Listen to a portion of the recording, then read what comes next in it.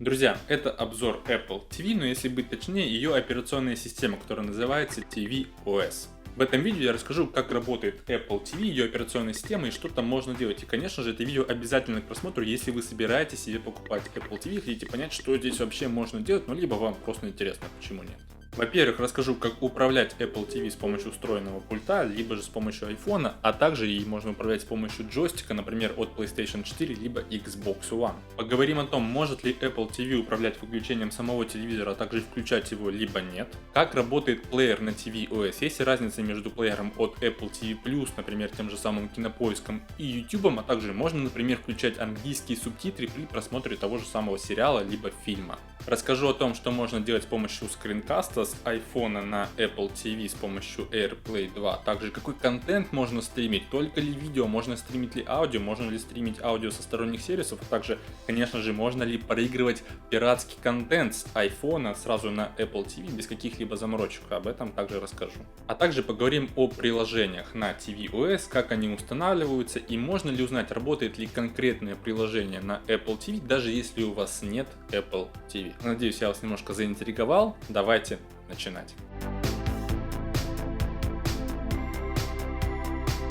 Итак, друзья, переходим к самой tvOS, и для начала давайте посмотрим на спецификации. У меня Apple TV 4K, и на ней сейчас установлена tvOS версии 13.4.6, а эта прошивка актуальна на середину 2020 года, но все, о чем я буду рассказывать, это является основой интерфейса, оно вряд ли когда будет приземлено, поэтому неважно, когда вы смотрите это видео, вы все равно поймете, что такое tvOS. И, конечно же, начнем с родного пульта управления. У него есть две зоны. Первая — это сенсорная зона, а вторая — это клавиши. Все основное управление осуществляется с помощью сенсора. Клавиши являются лишь дополнением, например, чтобы сделать шаг назад, либо быстро перейти на рабочий стол. И, конечно же, начнем с сенсорной панели. Как я уже сказал, это является основой управления tvOS. И как видите, у нас все выполнено в виде блоков, то есть приложение выполнено в виде блоков. В принципе, это похоже как и на iOS. Но внутри приложения у нас также все выполнено в виде блоков. То есть у нас нет какой-то мышки, мы перемещаемся именно по блокам. Причем сенсорная панель чувствительна к скорости управления. То есть не обязательно перемещаться от одного объекта к другому, нет, можно сразу перемещаться сквозь несколько объектов, и это очень удобно, когда нам нужно переместиться, например, из одного угла в другой, и это выполнено не только на рабочем столе, но и во всех других приложениях. Перемещаться внутри системы можно не только с помощью свайпов, но также с помощью тапов. Достаточно просто приложить палец к сенсорной панели, например, слева, справа, сверху, либо снизу, и таким образом вы будете перемещаться между блоками. И чтобы попасть внутрь приложения, либо выполнить какое-то действие внутри приложения, нужно нажать на сенсорную панель, потому что она чувствительна к силе нажатия. Кнопка меню отвечает за действие назад. Например, давайте перейдем в приложение Кинопоиска, перейдем к какому-нибудь актера. Нажму на кнопку меню, я вернусь назад в сериал, нажму еще раз меню, я вернусь на главное меню, нажму еще раз меню, вернусь на главный экран Кинопоиска и нажимаю еще раз меню, возвращаюсь на самый главный экран tvOS. Теперь я хочу просто вернуться на рабочий стол, чтобы мне не нажимать вот так вот много раз на кнопку меню, я просто зажимаю ее и попадаю на главное меню tvOS. И последнее, за что отвечает кнопка меню, если мы перейдем к самому главному экрану на рабочем столе, и если мы нажмем кнопку меню, то мы переходим к заставкам, о которых я расскажу чуть попозже. Следующая кнопка, которая находится правее от кнопки меню, называется кнопка «Домой», либо же Apple TV. Почему так? Потому что она отвечает за два действия, которые можно отрегулировать в настройке. Первое, по умолчанию, она отвечает за вызов Apple TV. То есть в каком бы месте мы ни находились в системе, если я нажимаю на эту кнопку, то я попадаю в Apple TV. Но если вы не пользуетесь Apple TV, то в настройках можно поменять действие на данной кнопке. Теперь, когда я снова нажму на эту кнопку, я буду попадать на главный экран, откуда бы я ни нажал эту кнопку. Но у кнопки «Домой» также есть еще и две дополнительные функции. Если мы быстро нажмем два раза на кнопку «Домой», то мы переходим в меню многозадачности. Вы уже могли увидеть, когда я в самом начале показывал спецификации. Как видите, она очень похожа на то, что у нас есть на iPhone. То есть мы перемещаемся между карточками приложений. И, соответственно, если удержать кнопку «Домой», то мы попадаем в пункт управления, о котором я также расскажу чуть попозже. Следующая кнопка под кнопкой меню называется кнопка «Поиск» либо Siri. Если я нажму на нее один раз, либо я буду ее удерживать, то я буду попадать в раздел поиска. Почему-то вот уже сколько лет прошло с момента анонса русской Siri на iPhone, но она почему-то до сих пор не умеет разговаривать по-русски на Apple TV. Если мы зайдем на настройки основные Siri, мы даже не можем ее включить, потому что она по умолчанию выключена на русском языке. Возможно, с последующим обновлением русский язык наконец-то появится. Но возвращаемся к поиску, как он работает. К сожалению, он работает только внутри экосистемы Apple. Он ищет фильмы, сериалы и какие-то подкасты, музыки только внутри своих родных приложений, то есть Apple TV TV, Apple Музыка, Apple подкасты. То есть, если, например, вы пользуетесь Кинопоиском как основным видеостриминговым сервисом, с помощью поиска вы не сможете ничего найти, поэтому он будет для вас попросту бесполезен. Следующая кнопка, которая располагается под поиском из Siri, это Play, пауза. Здесь, соответственно, все очень просто. Если мы смотрим какой-то контент, либо музыка, либо видео, нажимаем один раз, проигрываем контент, нажимаем еще раз, ставим на паузу. Но если зажать клавишу Play и пауза из какого-либо места,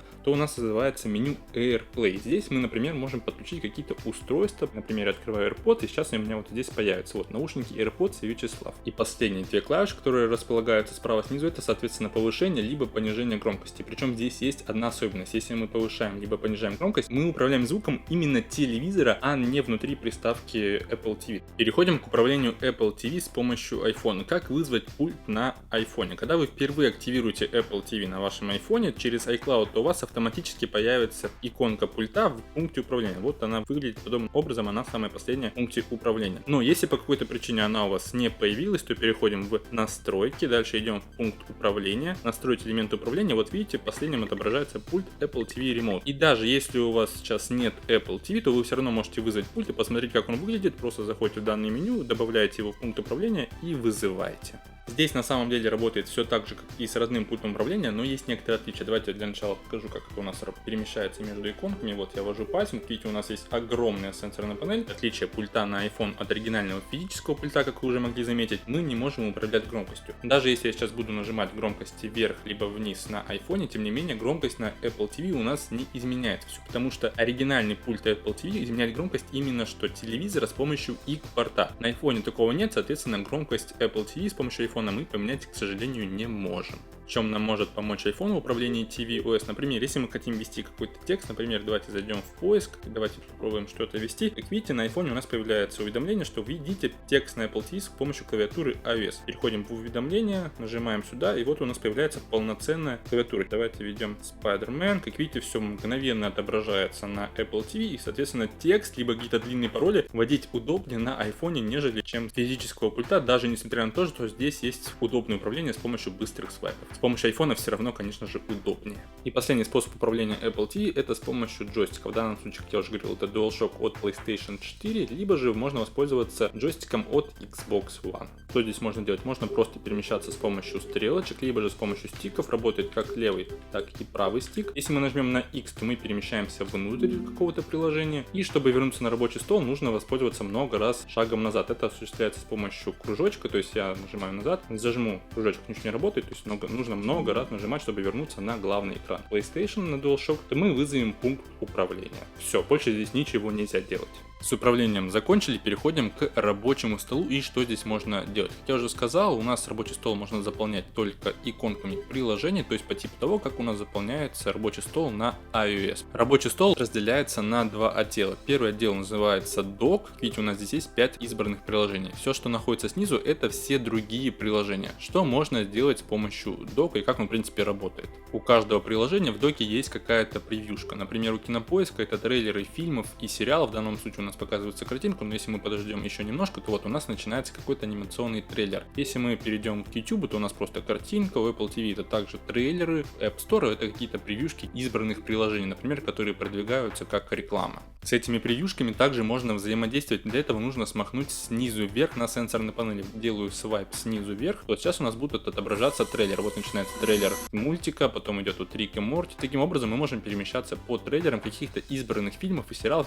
Ну и как я уже показывал, если мы находимся в разделе дока с избранными приложениями, если мы нажмем на клавишу меню, которая отвечает за шаг назад, то мы попадаем в раздел с превьюшками. Их также можно перелистывать. Выглядит все просто ошеломительно и очень впечатляюще. Очень хорошее качество. Apple специально готовит данные превьюшки. Давайте перейдем к моей самой любимой. Она просто офигительная. Превьюшки у нас также имеют время длительности, то есть они могут проигрываться от минуты до нескольких минут, и потом они будут автоматически перелистываться на другую превьюшку. Но тем не менее, так можно разбавить свою квартиру данными превьюшками от Apple TV. Что касается организации рабочего стола, если мы зажмем палец на какой-то иконке, то мы можем перемещать данную иконку внутри нашего рабочего стола. Все очень просто работает. Нажмем еще один раз и все успокоится. Если мы еще раз зажмем палец на какой-то иконке, чтобы она у нас начала двигаться, и после этого мы нажмем один раз на клавишу Play Pause, то мы можем как-то управлять данной иконкой, например, создать вместе с ней папку, либо переместить уже готовую папку, например, игры и разные. Переходим в пункт управления. Для тех, кто забыл, он вызывается, если мы зажмем клавишу «Домой», то у нас вызывается пункт управления. Что здесь можно делать?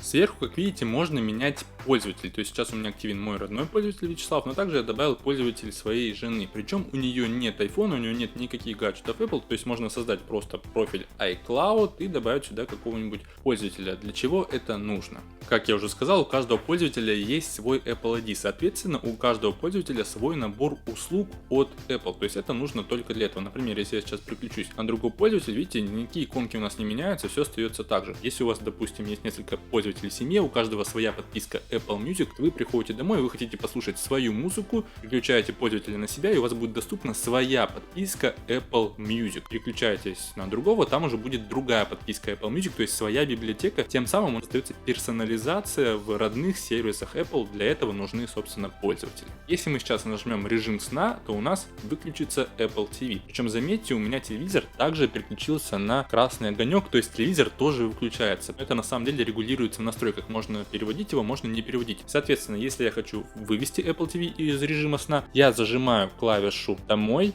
Все, и у нас включается Apple TV, и телевизор также вместе с ним включается. Это очень удобно. Про родной пульт от телевизора можно вообще забыть, потому что звуком мы можем управлять с помощью пульта Apple TV, выключать телевизор мы можем с помощью пульта Apple TV, и включать телевизор мы можем также с помощью Apple TV. И это, конечно же, очень-очень удобно. Переходим к плеерам, как они работают, какие у них есть отличия у разных приложений. Это, пожалуй, одно из самых важных, что в принципе есть tvOS, потому что для чего еще нужен телевизор, кроме как для просмотра контента. Давайте начнем с YouTube. Что здесь можно делать? Во-первых, можем вот так вот перемещаться по видео. Как видите, у нас работает превьюшка. Все это я делаю с помощью сенсорной панели. Как видите, можно вот так вот быстро перемещаться, можно перемещаться медленно, если мы вот так вот медленно будем водить пальцем. То есть все работает очень удобно. Можно выставить качество, добавить в плейлист, поставить лайк и дизлайк, пожаловаться. Единственный минус — нельзя отрегулировать скорость в приложении YouTube на Apple TV. В общем-то, такой вот недостаток у плеера YouTube. Теперь давайте перейдем в плеер Кинопоиск, потому что, как мне кажется, это один из самых популярных стриминговых сервисов в России. Посмотрите, как он работает. Поставим на паузу, вот у нас идет заставка. Что здесь можно делать? Как видите, также можно перемещаться по таймлайну, но здесь уже минус. Конкретно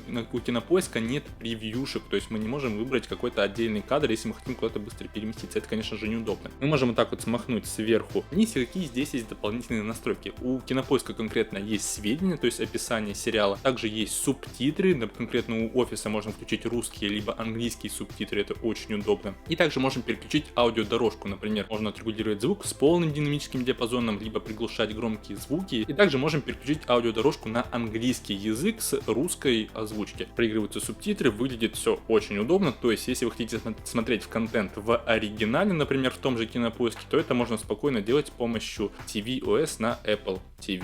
А также помимо управления трансляцией с помощью Apple TV, можно также управлять трансляцией с помощью iPhone. Для этого переходим в пункт управления, сжимаем палец на плеере, видите, снизу у нас появляется проигрывание на Apple TV, нажимаем сюда, и здесь также можем сразу ставить на паузу, можем ставить на play, можем перемещаться по 10 секунд на видео, и также можем сразу вызвать отсюда пульт. Нажимаем, все, у нас вызывается пульт, все очень удобно. То есть не обязательно управлять трансляцией с помощью пульта, можно также это делать и на iPhone. Переходим к стримингу контента с iPhone сразу на Apple TV. Давайте, конечно же, начнем с YouTube, как не с него. Заходим в приложение YouTube, включаем какой-нибудь из видеороликов, нажимаем на иконочку в Chromecast сверху над плеером. Видим, у нас есть такая иконочка AirPlay and Bluetooth Devices. Нажимаем на нее, дальше у нас появляется выбор, где производить видео. Либо на iPhone, либо на Apple TV. Нажимаем, и как видим, у нас сразу же мгновенно воспроизводится ролик с YouTube на Apple TV, грубо говоря, стримингом через iPhone. Также помимо YouTube можно стримить контент из других приложений сразу на Apple TV с iPhone. Например, давайте зайдем в тот же Кинопоиск, как мы посмотрим все на его примере, включается проигрывание, нажимаем на иконочку AirPlay в левом нижнем углу, нажимаем сюда, и вот у нас также появляется Apple TV.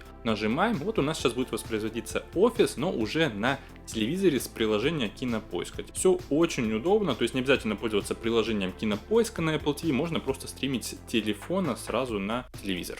И вы, скорее всего, подумали, что это же Apple, здесь нет пиратства и всего такого, нельзя воспроизводить, грубо говоря, серый контент. Но как бы не так, с помощью Apple TV можно стримить все, что угодно с iPhone. Переходим на любой сайт, находим любые серии. Я, конечно же, это не одабриваю, но просто показываю, что так можно делать, потому что сам я плачу подписку и смотрю все в оригинале. Нам нужно включить серию. Переходим в полный экранный режим. Как видите, у нас активируется плеер от iPhone родной. Теперь нужно нажать опять же на иконочку AirPlay, и мы опять же можем стримить контент на Apple TV. Включаем Play, и вот у нас воспроизводится тот же самый контент, но уже с пиратского сайта сразу на телевизоре. И по своему опыту могу сказать, что на iPhone с Apple TV это даже сделать легче, нежели чем на каком-нибудь Android смартфоне, даже с Chromecast. Там нужно более сильно заморочиться, потому что не на всех сайтах есть Chromecast. А здесь, где бы ты ни включил видео, у тебя все равно врубается в родной плеер iPhone, и ты можешь стримить контент на Apple TV. Но мы все время говорили сейчас о видео, что касается, например, той же самой музыки. Можно ли стримить музыку на Apple TV, tvOS, например, не с Apple музыки, а, например, с Яндекс музыки, либо с каких-нибудь Google подкастов. Включаем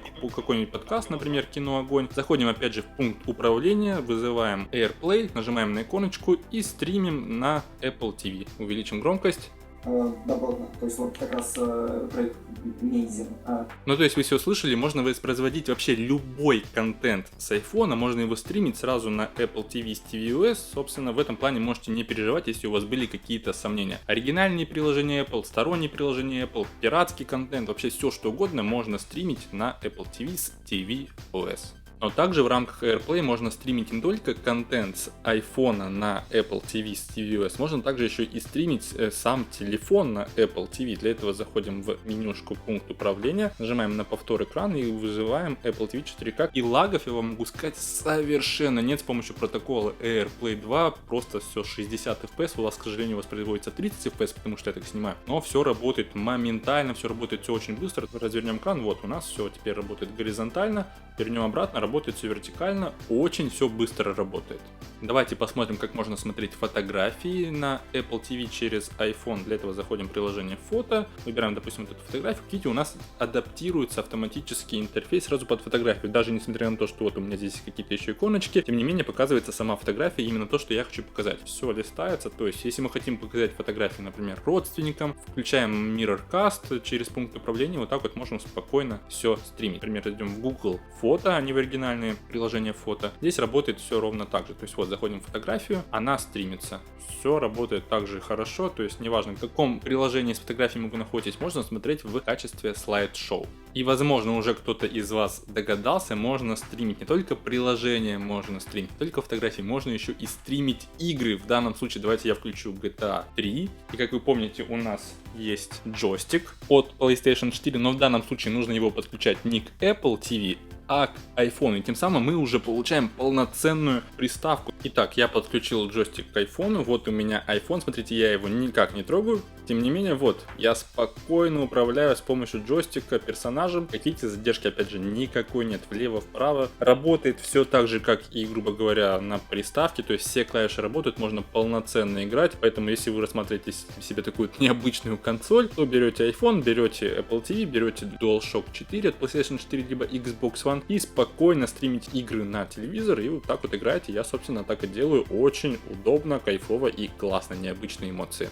Заходим в App Store. Здесь есть опять же 5 разделов. Это обзор, приложения, игры, Apple Arcade и покупки. Все как и на iPhone. Давайте зайдем в приложение. Вот у нас здесь также есть какие-то избранные приложухи. Что посмотреть, топ платных и топ бесплатных. Давайте зайдем в общий топ в конец. Смотреть все. YouTube, потом идет Кинопоиск, Kiwi, Netflix и так далее. То есть сплошные стриминговые сервисы. Давайте, например, скачаем TED. Нажимаем загрузить.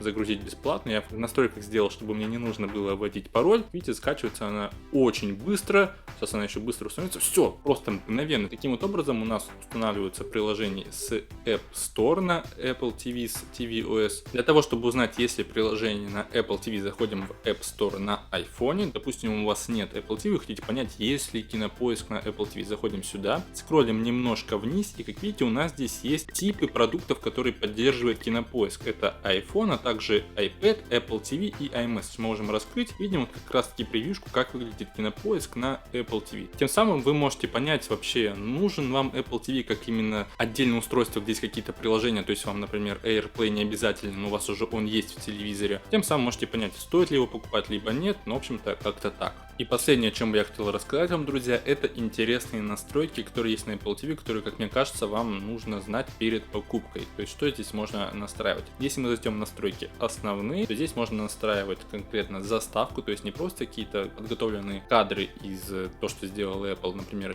тип аэросъемка, но также можно сделать и домашнюю коллекцию из ваших фотографий, либо же есть заготовленные, опять же, фотографии от Apple. Следующие настройки в основных это ограничения. Давайте зайдем сюда, сейчас меня попросят ввести пароль, потому что я уже их активировал, эти самые ограничения. Это, грубо говоря, родительский режим, то есть если вы покупаете Apple TV ребенку и не хотите, чтобы он как-то там тратил деньги, например, с вашей карточки, то можно запретить ему покупать игры, либо брать что-то в прокат, либо можно закрывать доступ к конкретным разделам, например, фильмы, телешоу, приложения. Давайте зайдем в приложение, можно запретить скачивать какие-то приложения от определенного возраста. В общем-то, как-то так, это тоже можно все настраивать. Что касается настроек видео и аудио, во-первых, можно отрегулировать формат, в данном случае, видите, у меня это Full HD 60 Гц, то есть 60 FPS, грубо говоря. В данном случае мой телевизор очень старый, ему уже больше 10 лет, он не поддерживает HDR, поэтому Full HD SDR. Также можно отрегулировать цветовые профили, это зависит от скорости вашего HDR кабеля. Есть такие форматы: высокий RGB, низкий и HCBCR, если честно, даже не знаю, что он обозначает. Если вы понимаете, что это такое, то вот здесь такое вот есть. Согласование контента, как это работает. Например, у нас отрегулирован телевизор на Full HD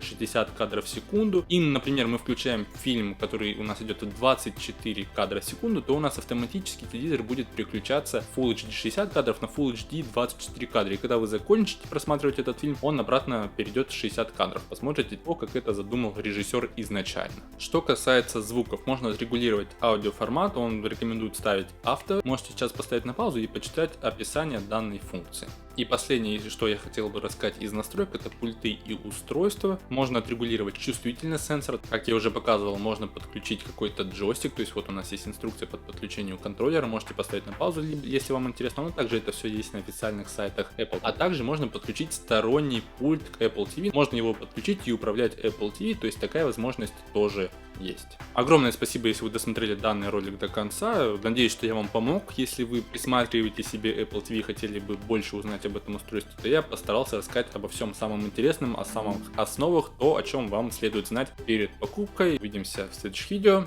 Всем удачи, всем пока!